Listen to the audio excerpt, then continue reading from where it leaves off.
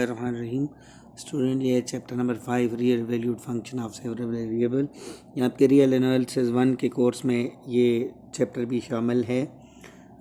हमने इसमें function of several variable पढ़ने हैं। फंक्शन ऑफ वन वेरिएबल तो आप तमाम स्टूडेंट ऑलरेडी चैप्टर में पढ़ चुके हैं, जो रियल लाइन के अंदर जिसकी डोमेन रियल लाइन होती है। अब हम ऐसा फंक्शन जहाँ हमारे पास 2 वेरिएबल हों या 3 वेरिएबल हों तो उनको डिस्कस करेंगे। इसके अलावा जो स्ट्रक्चर आर एन की होगी, वहाँ जो space of ordered n tuple of real numbers उसको कैसे डिनोट करते हैं।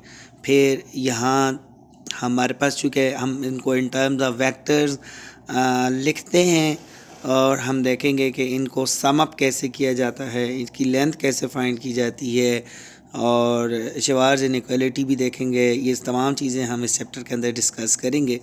तो सबसे पहले हम स्ट्रक्चर ऑफ आर एन देखते हैं कि हमारे पास स्ट्रक्चर ऑफ आर एन क्या बनती है। आर एन में जो स्टूडेंट वेक्टर की फॉर्म में लिखा होता है, कोई भी वेक्टर जो है उसके जो एलिमेंट्स हैं x1 x2 up to xn, ये अगर आपके पास आर क्यूब होता तो यहाँ हमारे पास इसके कंपोनेंट होते हैं x1 x2 x3। अगर ये आर स्क्वायर एन की वैल्यू 2 हो जाए तो ये आर स्क्वायर आपके पास तो प्लेन बन जाती है, आर क्यूब हो तो आपके पास ये स्पेस बन जाती है। और इसी तरह अगर ये आर एन है तो इसको यूक्लिडियन एन स्पेस कहते हैं। और ये इसके x1 x2 up to xn ये इस वेक्टर x के कंपोनेंट हैं।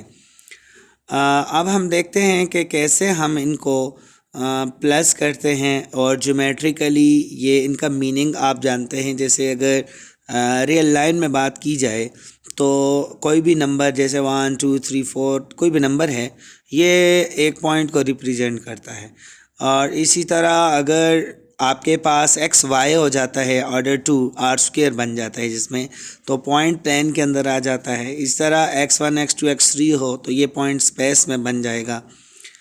हम अब इसी तरह xn की अगर ये n की वैल्यू जो है वो 4 या 4 से ज़्यादा होगी स्टूडेंट, तो इसको फिज़िकली रिप्रेजेंट करना या विजुलाइज करना हमारे लिए पॉसिबल नहीं है।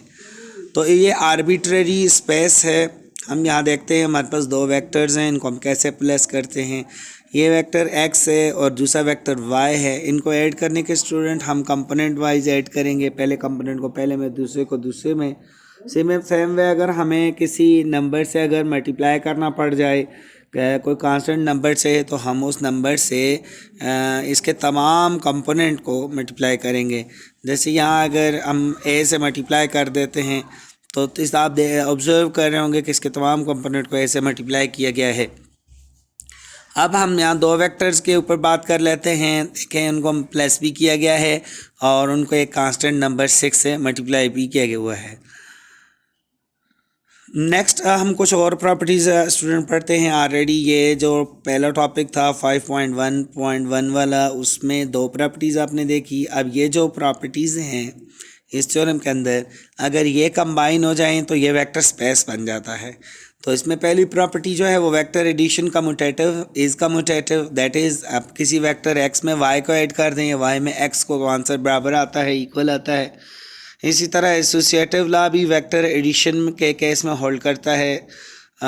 और there is a unique vector zero called the zero vector और नल वेक्टर। अगर उसको किसी वेक्टर में ऐड करें तो रिजल्ट में कोई चेंज नहीं आती। For each x in R n there is a unique vector minus x. किसी भी वेक्टर का नेगेटिव ऑफ अ वेक्टर भी एग्जिस्ट करते हैं, अगर आप उसको उसमें ऐड कर दें तो आपको नल वेक्टर मिलता है। प्रॉपर्टी ये आपको ये कहती है कि आप किसी कांस्टेंट नंबर से किसी वेक्टर को मल्टीप्लाई कर दें और देन उसको किसी और कांस्टेंट से मल्टीप्लाई करें, या आप उन दोनों कांस्टेंट को आपस में मल्टीप्लाई करके वेक्टर को मल्टीप्लाई कर दें, रिजल्ट सेम आएगा। इस तरह अगर आपके पास कोई 2 नंबर हों स्टूडेंट, आप उनको प्लस करके और किसी वेक्टर से मल्टीप्लाई करें, या उन दोनों नंबरों से अलग अलग वेक्टर को मल्टीप्लाई करके और उनको ऐड किया जाए, रिजल्ट सेम आता है। और 2 वेक्टर्स को अगर प्लस करके किसी नंबर से मल्टीप्लाई किया जाए या उस नंबर से दोनों वेक्टर को मल्टीप्लाई करने के बाद प्लस कर लिया जाए, आंसर सेम आता है। और 1 जो है आइडेंटिटी एलिमेंट जिसको कहते हैं, अगर किसी वेक्टर से मल्टीप्लाई किया जाए वेक्टर पे कोई चेंज नहीं आती। ये तमाम अगर किसी भी एग्जिस्ट करें, एक ऐसा सेट लिया जाए नॉन एम्प्टी सेट जिसमें ऐसे वेक्टर्स हों जो जी प्रॉपर्टीज़ होल्ड कर रहे हों, तो वो सेट आपके पास वेक्टर स्पेस बना देता है। अब हम स्टूडेंट लेंथ के ऊपर भी बात कर लेते हैं। लेंथ क्या है? डिस्टेंस और इनर प्रोडक्ट। तो length of a vector x, कोई आपके पास वेक्टर है, उसको डिनोट किया जाता है एक्स, और वेक्टर एक्स के दोनों तरफ स्ट्रेट लाइन, इसको आप डिस्टेंस या लेंथ ऑफ अ वेक्टर भी कह सकते हैं। उसके तमाम वेक्टर के कंपोनेंट का स्क्वायर करके, उनको सम करके और उनका रूट ले लिया जाए, ये उसकी लेंथ फाइंड हो जाती है। The distance between x and y, अगर आपके पास कोई दो वेक्टर्स हैं, उनके दरमियान का distance x minus y absolute से रिप्रेजेंट किया जाएगा। और अगर in particular x absolute is the distance between x and origin. ठीक है स्टूडेंट, अगर if x absolute is equal to 1 then x is a unit vector.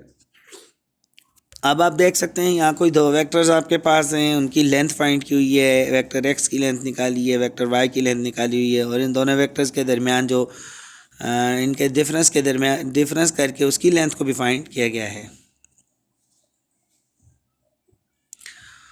Inner product दो vectors की स्टूडेंट क्या होगी, उसको हम एक्स डॉट वाई से रिप्रेजेंट करते हैं। और इसको फाइंड कैसे किया जाता है? आप तमाम कंपोनेंट को आपस में कंपोनेंट वाइज मल्टीप्लाई करके प्लस कर दें, इसे इनर प्रोडक्ट कहा जाता है। नेक्स्ट हमारे पास एक इनइक्वालिटी है जिसको शवार्ज़ इनइक्वालिटी भी कहा जाता है। अगर आपके पास कोई दो वेक्टर्स हैं आर एन स्पेस के अंदर, और आप उनके जो इनर प्रोडक्ट है एक्स डॉट वाई, इसकी लेंथ ये लेस आर इक्वल होगी एक्स वेक्टर की लेंथ को मल्टीप्लाई कर दिया जाए वाई वेक्टर की लेंथ के साथ, with the equality if and only if one of the vectors is a scalar multiple of the others. तो इसका प्रूफ है स्टूडेंट, इसको आप खुद देख लें। नेक्स्ट है ट्रायंगुलर इनइक्वालिटी। ट्रायंगुलर इनइक्वालिटी ये कहती है कि आपके पास अगर कोई दो वेक्टर्स हैं एक्स और वाई, ये आर एन स्पेस के अंदर हैं, then x plus y magnitude less or equal to x magnitude plus y magnitude. इसका प्रूफ भी बहुत सिंपल है।